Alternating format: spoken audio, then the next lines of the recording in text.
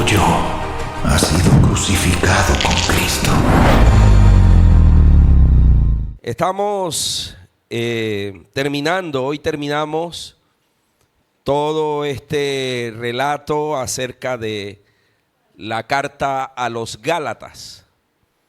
En este mes de noviembre estuvimos estudiando, reflexionando acerca de esta carta que Pablo escribe a la iglesia, afirmándoles en algunas áreas donde la iglesia no estaba cimentada, hablándoles Pablo de la corrección, hablándoles Pablo acerca de la gracia de Dios, la diferencia entre la gracia y la ley.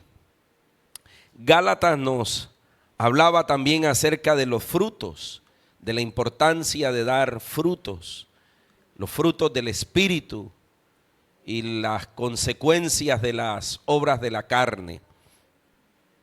En la mañana de hoy vamos a estar ubicándonos en el capítulo 6 de Gálatas y tiene por título Unidad en Cristo. Unidad en Cristo.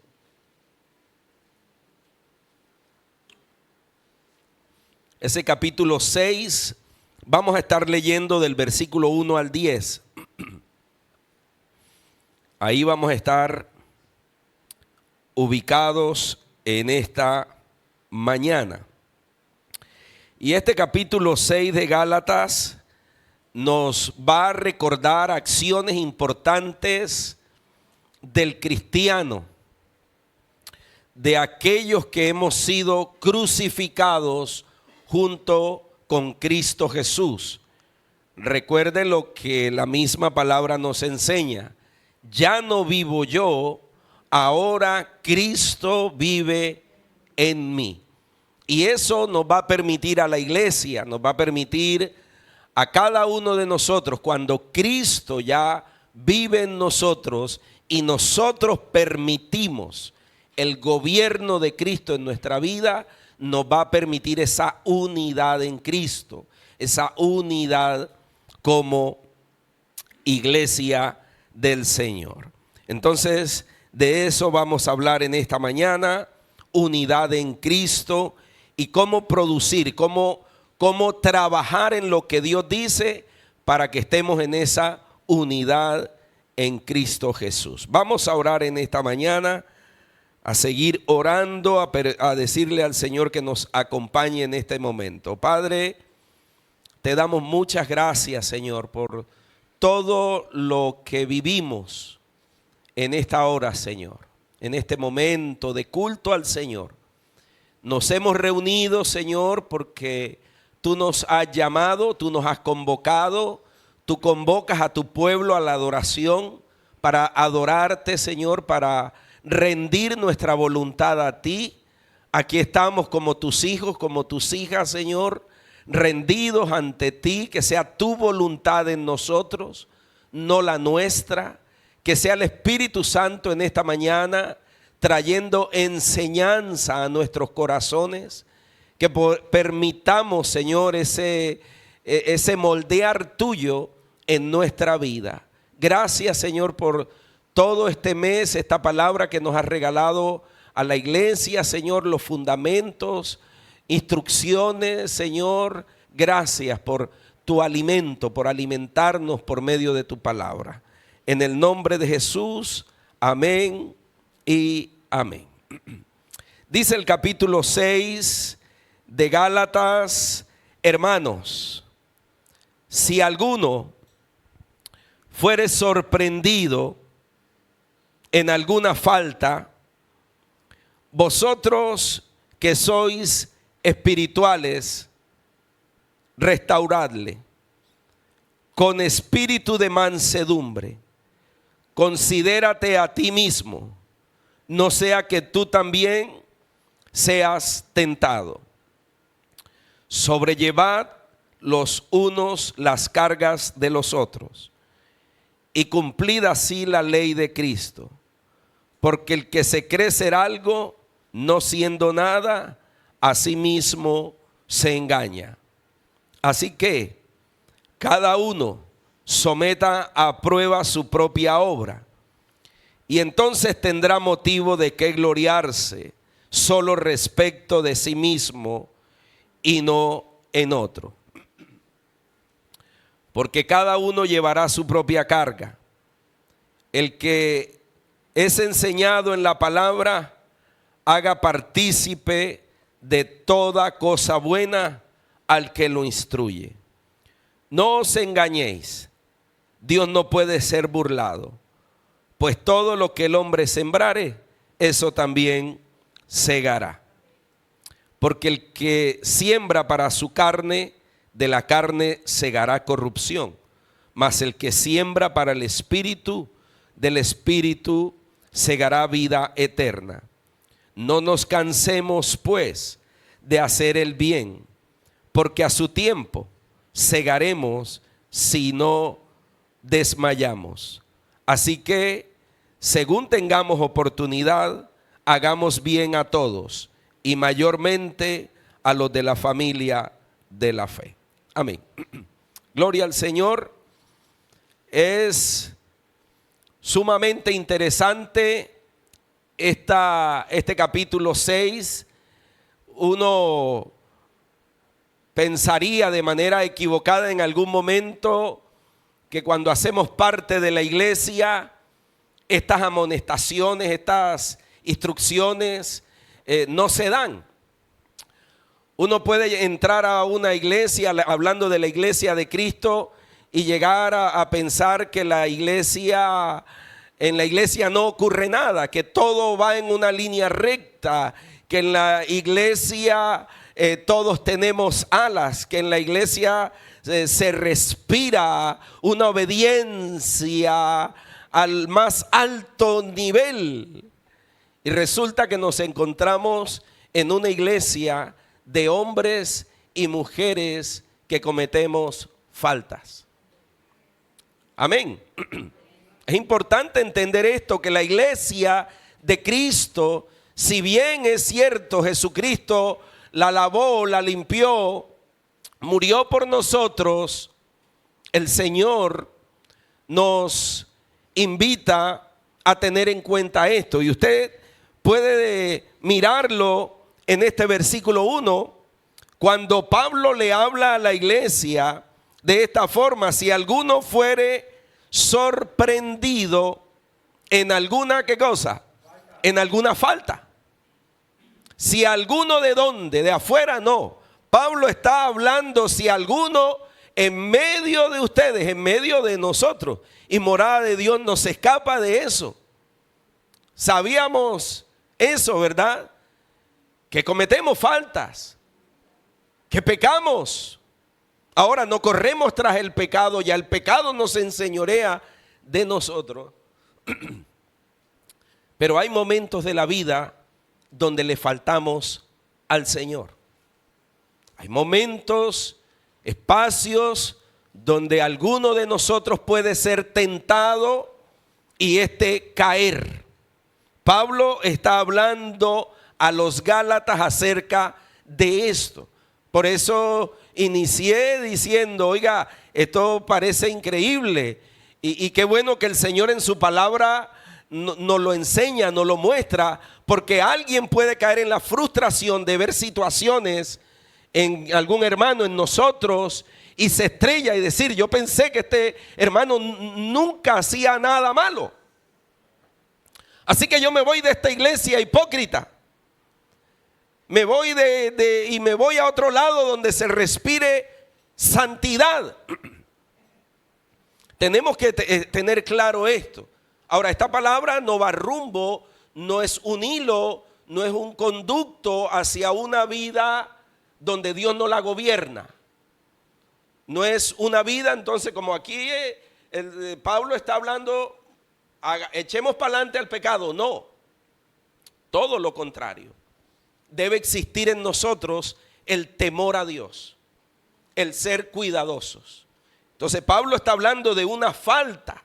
Si alguno es sorprendido en alguna falta, ¿a quién le está hablando? A la iglesia.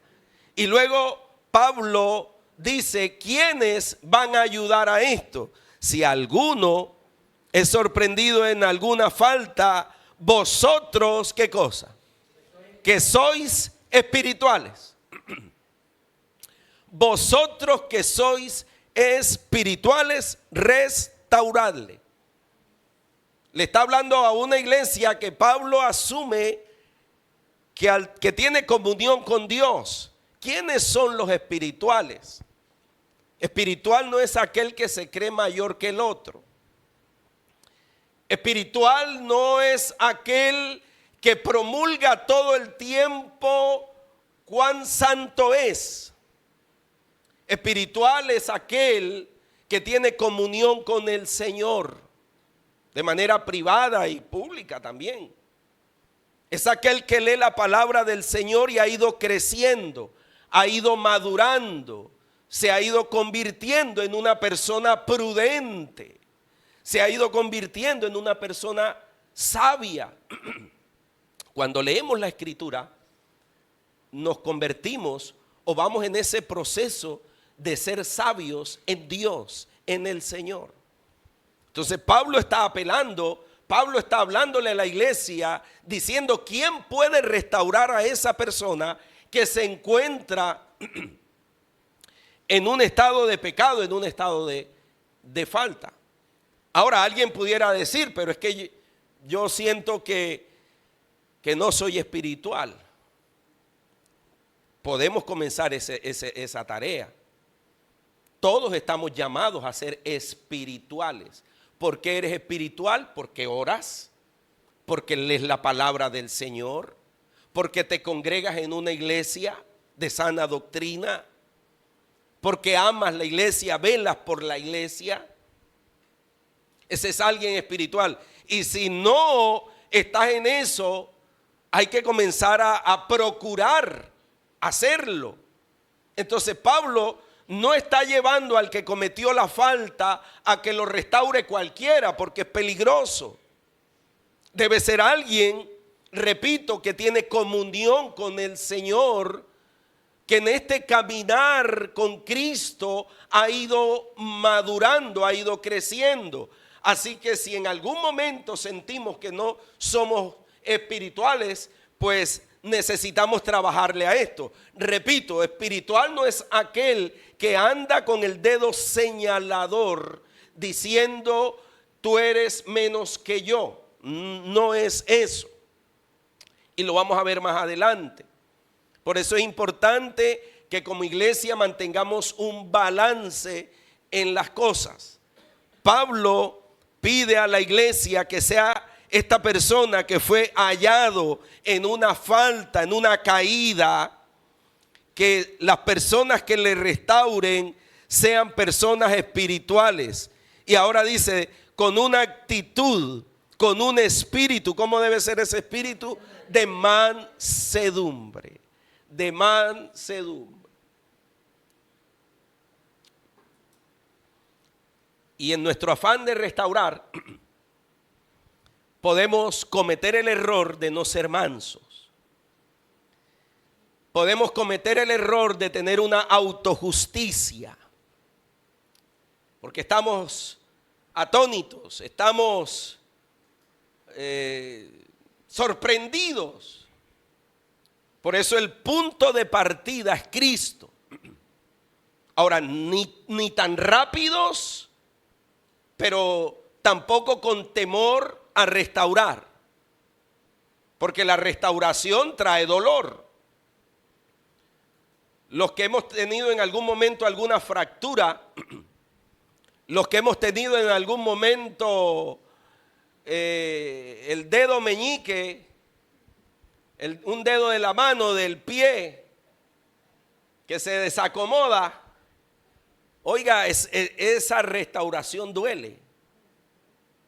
Es doloroso, pero es necesario.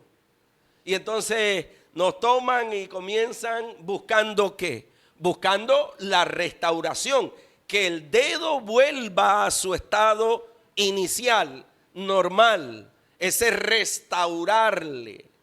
Ahí ocurre una restauración. Entonces la restauración va a traer cierto dolor. Y el que restaura también se va a sentir en algún momento incómodo, se va a sentir apenado. ¿Cómo voy a donde el hermano?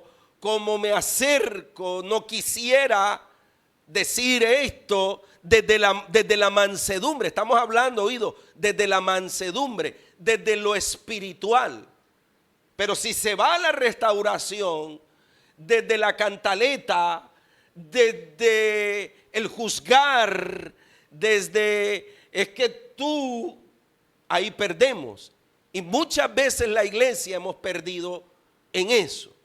Hemos perdido en eso. Por eso es, repito, importante tener claro quién es el espiritual. El espiritual no es el que anda elevado todo el tiempo en un tipo de trance. Allí no, el espiritual es el que tiene comunión con Dios, el que ha ido madurando, el que de su boca hay prudencia. Vamos adquiriendo en el Señor. No es que el que está caído o cualquiera de nosotros, y esta lectura es para todos nosotros, porque el mismo Pablo en Gálatas está diciendo, tengan cuidado, nadie tenga un pensamiento mayor del que Dios pueda tener de él. Amén. Entonces, esto es importante en la unidad de Cristo, con mansedumbre, con prudencia. Porque muchas veces nuestra imprudencia, nuestra falta de tacto puede afectar al otro. Entonces, esto es importante en esa unidad de Cristo. Aquí viene lo que les comentaba. Considérate a ti mismo, no sea que tú también, ¿qué cosa? Seas tentado. Considérate. Antes de ir a dar el paso a restaurar a mi hermano, piensa primero con qué corazón vas. Piensa primero el paso que vas a dar. Se la voy a cantar, le voy a restregar la verdad en la cara. Pensemos eso, es lo que Pablo, considérate a ti mismo. ¿Cuál es esa consideración? Yo en algún momento puedo estar ahí. A mí en algún momento me pueden también estar restaurando. Así que voy con cautela. Así que voy con temor a Dios. Porque yo también en algún momento puedo estar del otro lado. ¿Cierto? Todos. Entonces es importante ese corazón. Es importante nosotros dar ese paso, pero con un corazón de misericordia. Aunque el que esté de aquel lado no lo esté viendo así, porque el dedo le va a doler. Pero todo va siendo conducido por el Señor. Dios va conduciendo todo, porque primero el que va a ir a restaurar lleva un corazón manso, con mansedumbre. Va con esa actitud de amor, de compasión, de querer levantar a mi hermano o a mi hermana de la situación en la que está. Entonces, Pablo está organizando las ideas de la iglesia. ¿Cómo debe ser esta restauración? Restaurarle, considérate a ti mismo, no sea que tú también seas tentado. Entonces note el ambiente de la iglesia. Hermano, cuando veamos situaciones, cuando nos ocurran en algún momento, oiga, tengamos claridad que hace parte de la iglesia. Hace parte del vivir de la iglesia. A veces nos escandalizamos y bueno, vamos a calmarnos en ese aspecto. No estamos aplaudiendo el pecado, no estamos resaltando, no estamos tirándole una manta ahí para que no vean. No se trata, es que no vean. No. Se trata de ir con la actitud correcta delante del Señor, por amor a su iglesia, con prudencia, con sabiduría. ¿Y quiénes son los indicados? El espiritual, el que tiene comunión, el que tiene una vida allí con el Señor, el que entiende que también yo estoy expuesto, yo también puedo caer en algún momento. Yo voy a ir a restaurar a mi hermano, pero yo tengo claridad, debo tener la claridad, yo debo ser una persona aterrizada en Cristo, que no voy allá solo a pararme con un látigo, no. Tengo que tener la claridad que yo también en algún momento puedo estar en las mismas. Y repito, la iglesia del Señor hemos cometido errores, hemos sido propensos al señalamiento. La iglesia de Cristo en todo el mundo. Y qué bueno, qué bendición del Señor ver que Pablo le está hablando a la iglesia y que en la iglesia ocurren estas cosas. Yo me he encontrado con personas que de repente dicen, no, es que la iglesia, mi hermano, bienvenido a la iglesia, bienvenido a la congregación. Esa es la iglesia. Y si tuviéramos una maquinita para ir al pasado y caer en Gálatas, te espantarías. Te espantarías allí. Considerándote a ti mismo, no sea que tú también seas tentado. Y luego Pablo hace otra recomendación en el versículo 2. Y esta también es tan importante como la restauración. Y es sobrellevad los unos, ¿qué cosa? Las cargas de los otros. Las cargas de los otros. Mire, si tuviéramos aquí la oportunidad, ¿cuántos traemos cargas en esta mañana? Oiga, ponemos un bulto. Cargas. Situaciones, problemas que estamos pendientes allí. Situaciones que le hemos estado diciendo a Dios, Dios mío, ayúdame en esta área, ayúdame aquí, ayúdame por aquí. Esas son las cargas. Pero Dios, en su grandeza, en su sabiduría, pide que entre nosotros, entre el cuerpo, entre la iglesia, nos ayudemos llevando las cargas. Nada así como que no, yo no. Mis cargas las lleva es Cristo. Yo por eso no cuento y ni le digo nada a nadie. No es así. Si bien es cierto, Cristo tomó nuestras cargas, nuestro pecado, la iglesia estamos llamados a compartir nuestras cargas, a pedir oración, a decirle al hermanito, mi hermano, mira, ayúdame en oración, dame una palabra que me aliente, estoy desesperado, estoy angustiado por aquí, en lo económico, en la salud, con mis hijos, en el matrimonio. Las cargas.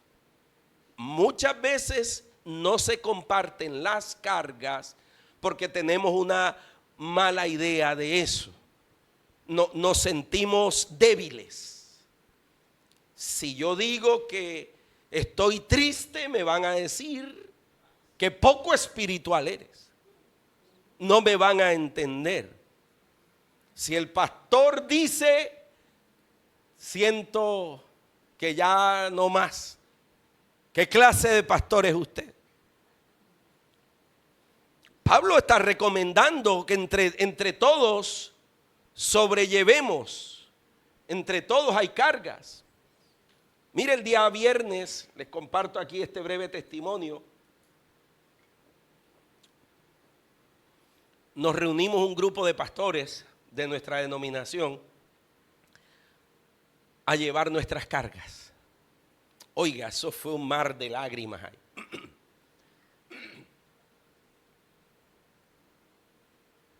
Que uno está ahí, uno dice, y esta gente, yo me incluyo, lloramos ahí, nos tiramos de rodillas, contando nuestras cargas, nuestros momentos de dolor los unos a los otros. Salieron unas cosas que uno dice, Dios mío, claro, pastor, le acompaño en esto. Pastores, lloramos ahí. Llorando. De repente alguien dice, tengo una situación con mi hijo y se pone a llorar. pastor tiene cargas. ¿Y acaso no ora? Claro que ora, pero hay cargas en la iglesia. A veces hay tristeza. A veces estamos tristes. Oiga, fue un momento tan liberador sobrellevar, decirle a mi amado pastor, a mi hermano: pastor, sí, también me está pasando eso. Qué bueno que entre nosotros eso ocurra, esa práctica de sobrellevar las cargas de, hermano, mira, por eso la importancia de la coinonía, por eso la importancia de estar juntos. No es que la iglesia, no, es la importancia de estar unidos. ¿Cuánto beneficio hay en que la iglesia se reúna? Hay beneficios. ¿Cuántos de los que estamos aquí no hemos sido beneficiados por la compañía de algún hermano? El abrazo de algún hermano, por el consejo de algún hermano. Es que no nos conviene. Ese es el amor, esa es la unidad en Cristo. No tomar la iglesia como un acto meramente allí, algo religioso, voy, me siento y ya, no. Esto tiene una implicación, el estar reunidos, que al final del servicio usted abraza al uno, saluda al otro, usted se relaciona, las relaciones, el hablar, no una rueda suelta que no habla allá con nadie, que vive aislado por ahí. No funciona así. Aquí no somos adivinos. Ay, es que en la iglesia el hermano nunca me llamó y me pasó esto y esto. ¿Y por qué nunca lo dijiste? Estuvimos todo el tiempo contigo y nunca dijiste que tenías ese problema hasta el día que estallaste. No lo decían por no mostrar la debilidad, por no sentirse acusados, pero hay toda una membresía donde tú te puedes apoyar, donde nos podemos apoyar. ¿Y quién dijo eso? El Señor en su palabra. Donde yo puedo ir a Andrew, a los chicos, a algunos, contar: me siento mal hoy no tengo, amanecí, no sé qué me pasa. Bueno, vamos a acompañarle. Vamos a estar allí. Entonces Pablo está interesado en que la iglesia esté unida en Cristo, mis amados hermanos. Por eso la repito y enfatizo, la coinonía, el estar juntos. Ayer hubo una reunión de mujeres, más allá de la foto, más allá de cualquier otra cosa, de lo hermoso que esto se vivió, es la coinonía, las relaciones con mi hermano. Porque en esa oportunidad, en ese bocado de torta, de postre, de repente una dice: ¿tú sabías que tengo problemas? ¿Qué te ocurre? Tan.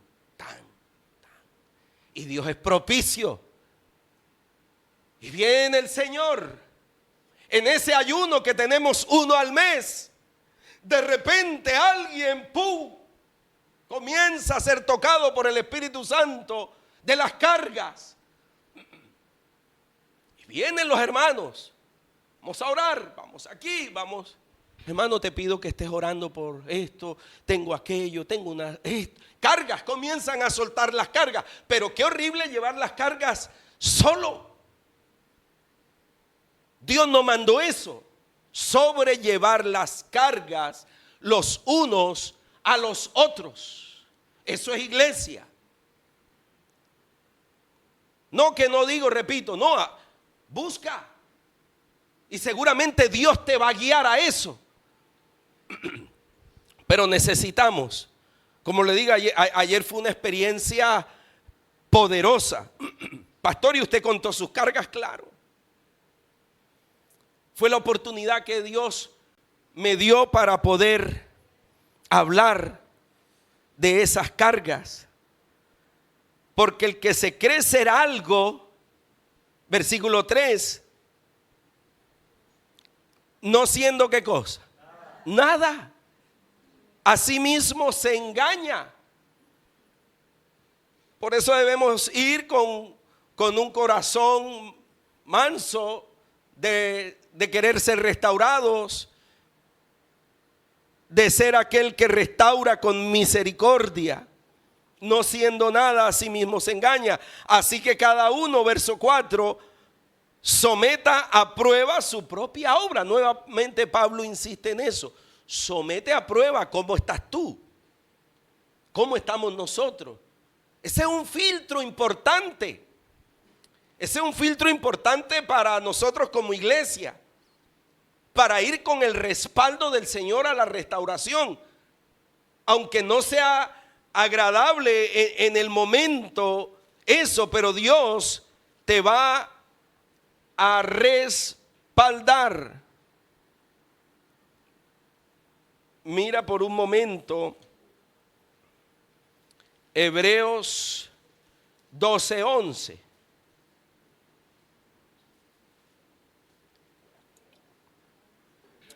Hebreos 12:11.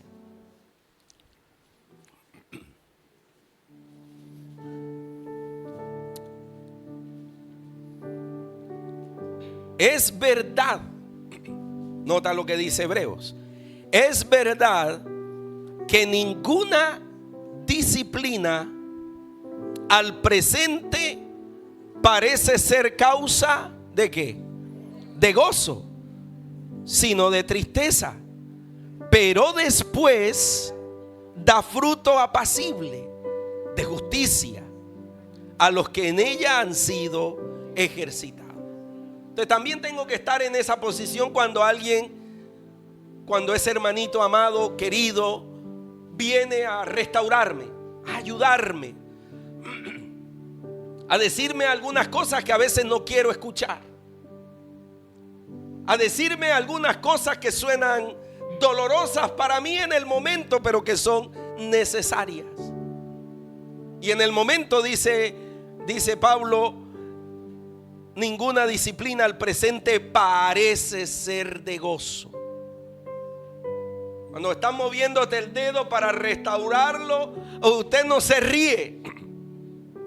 Ay, qué rico, qué dolor. No, muchos lloramos cuando nos están acomodando el hueso, pero es necesario. Es necesario en nosotros esto. Pablo insiste en esa restauración.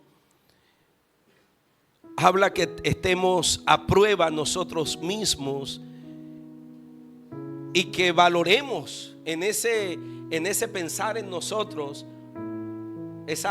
gloriarse en nosotros, es decir, oye, Dios me está enseñando, he ido aprendiendo en el Señor, Dios me ha ido guiando, y usted comienza por el Espíritu a darse cuenta cómo hemos ido creciendo. Pero lo que Pablo está diciendo, háblalo tú mismo a lo personal, para que te des cuenta que tú también has fallado, que también has necesitado la ayuda del Señor, que también has llorado por los caminos espinosos. Entonces eso es importante que cada uno de nosotros lo hagamos. Eso nos mantiene aterrizados, repito, y al momento de ir al acompañamiento, al momento vamos a sentir el respaldo del Señor, porque cada uno llevará su propia carga.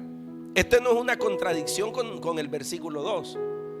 Ahí Pablo está colocando un punto diciendo, bueno, si es cierto que cada sobrellevar las cargas, no te olvides que tú tienes la tuya, tú tienes tu carga. Cada uno tenemos nuestras cargas, nuestros problemas, nuestras situaciones, debilidades, situaciones. Eso repito, eso va a generar unidad en Cristo, porque miramos al hermano con misericordia, miramos al hermano, oiga, qué pesar. No decimos está bueno. No. Nadie se tuerce el dedo de un pie y le habla al pie diciendo está bueno que te hayas torcido. No. Es doloroso. Es doloroso. Una iglesia fracturada Cuando un hermano, cuando hay salud espiritual, hay dolor. Hay dolor. No que ay, en la iglesia están felices porque caí. No, esa no sería una iglesia. Esa no sería una iglesia. Yo no estaría aquí, que Dios tenga misericordia. Están alegres. No, que Dios nos guarde por eso. ¿Sabe cómo estamos muchas veces? Tristes, tocados. La iglesia llora muchas veces en silencio. ¿Cómo le hace? Pero hay dolor, hay tristeza, pero no alegría, no.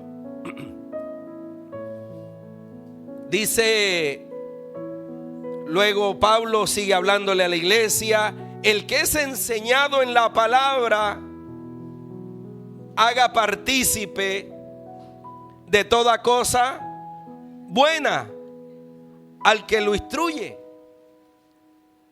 Oiga, haga partícipe. Sigue Pablo hablando de esa unidad, cómo hacerlo. Oiga, no te olvides de ese consejero, de ese hermanito que lloró contigo, que te leyó un versículo, que te lo pasó por WhatsApp, que te dijo ánimo, de ese hermano, de esa palabra que te dieron en tu congregación. Oiga, yo voy a compartir este detallito. Esta semana le invito a un granizado. Oiga, este hermano me ha hecho tan bien. Oye, mira, te traje este detalle. Oye, mire, quise hacerlo. De eso está hablando Pablo. El que es enseñado en la palabra, haga partícipe de toda cosa. Aquí entran postres, café, todos los detalles. Haga partícipe. Oye, te quería invitar. A veces tiene esos detalles y dice, oye, ve, no, es que el hermano por allá está tan agradecido por algún consejo que en algún momento tú le diste un día y que lo ha valorado tanto, pero ese día se le dio por bendecirte. Oye, ha sido mi pañito de lágrimas. Oiga, yo lloro a veces con ese hermanito de la iglesia que me llama, que a veces ni el pastor me llama, pero él o ella sí me llama. Y yo quiero compartir, mira, guardé este detalle para ti. Una sonrisa, cosas buenas que fluyan de nosotros para la unidad en Cristo Jesús. Ay, pastor, es que no, cosas sencillas, pero que van con amor, que van con el detalle. No nos olvidemos de aquellos que nos enseñan la palabra, de aquellos que están ahí. Tengámoslo en cuenta. Del hermanito que está ahí, que siempre aparece. Aquí estoy. Yo tengo un familiar que muy poco se deja ver, pero aparece en los momentos clave y me dice: tú sabes que yo no ando en WhatsApp, pero aquí está quien está. Y aparece. De repente llega ahí en el momento que tienes que hacer la diligencia, que tienes que hacer una cosa, y ¡pum! Ahí está, dice, aquí está quien te quiere. Y eso sí, yo no pelo llamada aquí, mi hermano querido, mi hermanito. Y no nos vemos, creo que tenemos como 2 años que no, o más, que no nos vemos, pero ese aparece cuando tiene que aparecer. Entonces en la iglesia hay ese tipo de hermanos que están, que tú no los ves, que son muy, pero están así, aquí estoy. Bendito el Señor por esos hermanos que de vez en cuando hay que darle su honra, echarles el brazo por encima. Decirle: cómo me agrada verte en la iglesia. Tengo un tinto pendiente, tengo un pan pendiente contigo, tengo unos buñuelos ahora en diciembre pendiente contigo, tengo una tortilla rica y te voy a invitar. De eso Pablo está hablando. El que es enseñado en la palabra, haga partícipe de toda cosa buena al que lo instruye. No se engañen, no os engañéis. Verso 7. Dios no puede ser, ¿qué cosa? Burlado. Dios no puede ser burlado, pues todo lo que el hombre sembrare, eso también segará. Entonces Dios no puede, está ampliamente definido, pero ninguno de nosotros nos podemos burlar del Señor. Eclesiastés por allá lo plantea. Vamos a buscar Eclesiastés 8.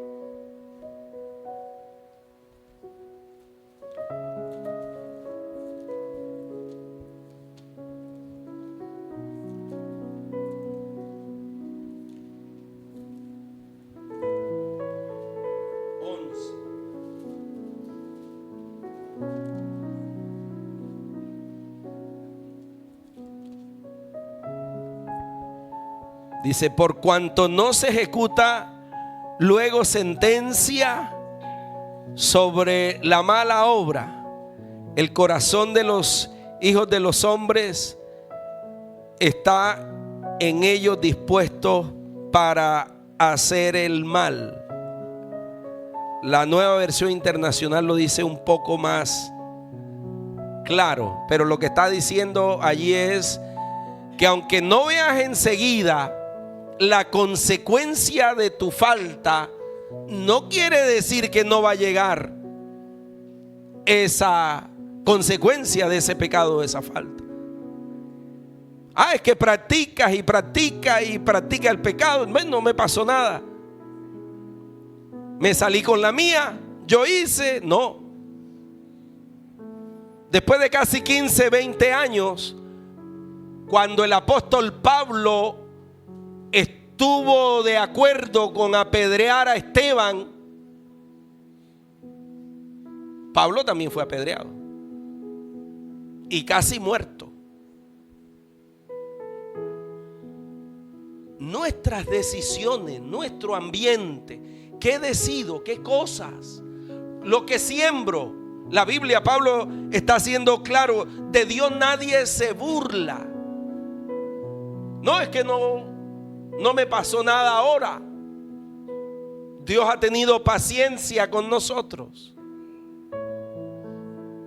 pero nuestros actos van a tener una consecuencia. ¿A quién le está hablando? A la iglesia. Jacob engañó a su papá y a su hermano. De ahí en adelante pasaron 30, 20 años y los hijos de Jacob le engañaron.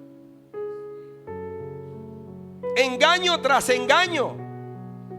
También es lo que dice Eclesiastés: aunque no veas la justicia de inmediato, eso va a llegar. Eso va a llegar. Entonces nosotros apelamos a la misericordia del Señor y al arrepentimiento. Señor, me arrepiento de mi pecado, de mi falta, para buscar gracia. Pero no existe tal cosa. Y es lo que a veces decimos: oye, yo veo que fulanito no va a la iglesia, no diezma, no hace esto, no, y le va bien. Eso crees tú. Eso crees tú. Pero de que le va a llegar un día la justicia divina, le va a llegar. Le va a llegar. Nosotros no podemos compararnos con el mundo. Nosotros estamos aquí por un acto de misericordia, que el Señor nos rescató, que nos arrepentimos de nuestro pecado, de nuestra vida descarriada, de nuestra vida sin horizonte, sin reglas, sin nada, y vamos por el mundo creyéndonos Superman, y vamos, ni nada me ha pasado, y mira, no, yo busco no. Pablo está diciendo: no te engañes. Dios no puede ser burlado, pues todo lo que el hombre sembrar, eso también segará. Porque el que siembra para su carne, de la carne segará corrupción. El que siembra para su carne. Por eso la pregunta que debemos hacernos, ¿qué siembro? ¿Qué estoy sembrando? ¿Estoy sembrando para la carne? ¿Estoy sembrando todo el tiempo enojo? ¿Estoy sembrando la vulgaridad, la mentira? ¿Qué cosas ando sembrando? Dice, porque eso vas a recoger. Eso vamos a recoger. El que siembra para su carne, de la carne segará corrupción, mas el que siembra para el Espíritu, del Espíritu segará vida eterna. Eso es la importancia, lo que decíamos de la honra, del bendecir, de la sonrisa. Si tú no le sonríes a tu hermano, a tu, ¿cómo esperas? Es que a mí no me saludaron. Tú no saludas. Es que a mí nadie me tiene en cuenta. ¿Tú tienes en cuenta a otros? Es que el jefe me salió con grosería. ¿Tú cómo eres? ¿Cómo eres? Es que a mí todo el mundo me grita. ¿Tú cómo eres? Es que a mí todo el mundo me miente. Y bueno, y comienza. Entonces hay muchas cosas que quizás en el camino nos encontramos que es lo que ya venimos sembrando. Entonces espero recoger sonrisas, besos, abrazos cuando yo no abrazo, cuando yo nunca doy una palabra bonita. Es que no es tierno. ¿Y tú? ¿Cierto?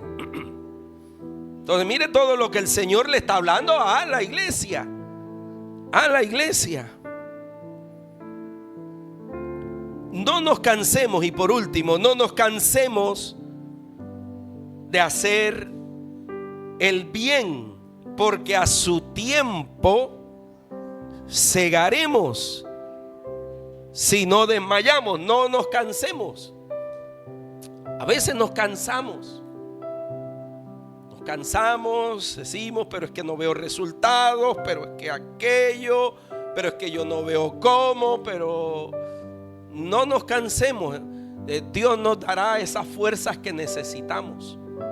No nos cansemos de hacer el bien, porque a su tiempo, en el tiempo de Dios, segaremos, tendremos una buena cosecha en el tiempo de Dios, si no desmayamos.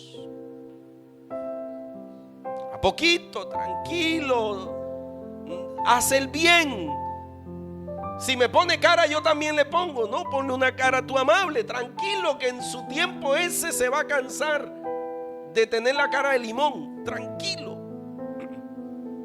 Haz el bien al que le podamos hacer el bien, la amabilidad, la cordialidad, que fluya. Ese es sembrar. Y decimos, vamos a sembrar amistades valiosas en la iglesia. Vamos a sembrar en nuestra casa. Vamos a hacer el bien. A su tiempo segaremos. Aquí, así que según tengamos oportunidad. Verso 10. Tengamos oportunidad, hagamos bien ¿a quién? A todos.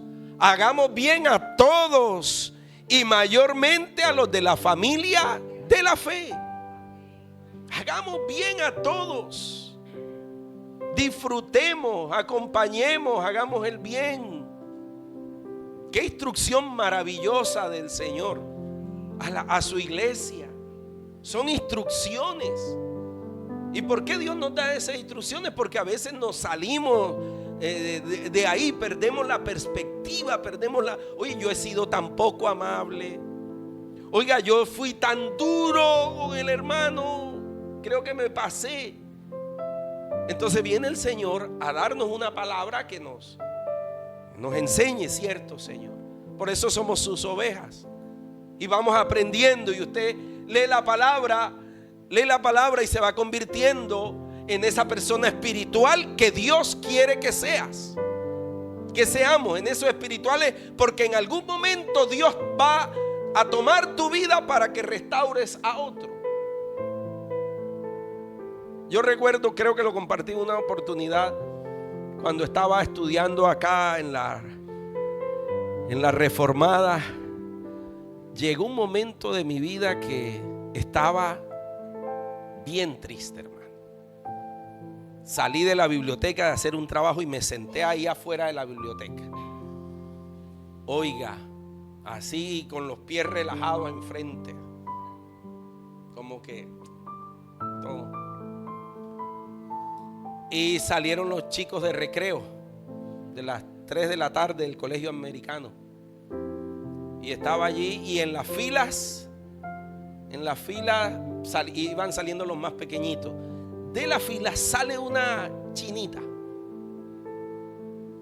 Y sale, rompe la fila y sale y se acerca a mí y me abraza. Yo me quedé así. Llamé a Erika en ese momento, y me abraza y me hace ya.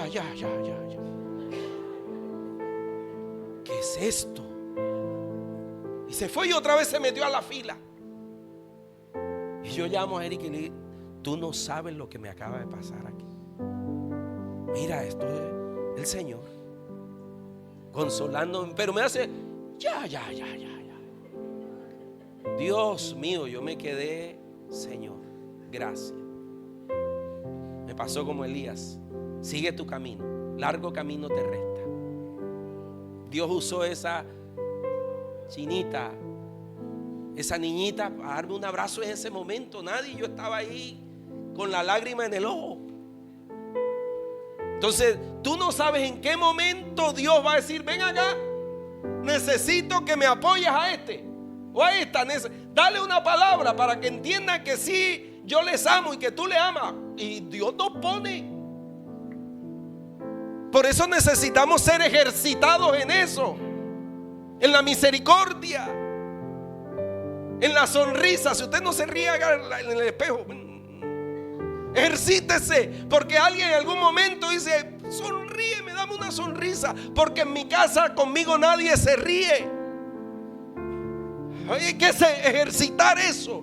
Es que yo no abrazo, a mí me cuesta abrazar. Pues agarre la almohada y abrace, y venga acá a la iglesia y abrace. Qué chévere verte, ejercítate. Esa es la iglesia. Esa es la iglesia del Señor. Porque nos equivocamos, tropezamos. Busquemos hacer el bien. Busquemos hacer el bien. Así que que según tengamos oportunidad, hagamos el bien a todos, mayormente a la familia de la fe. Qué excelente el Señor con su palabra. Qué alegría saber que Dios nos ama y quiere que estemos en sus brazos siempre.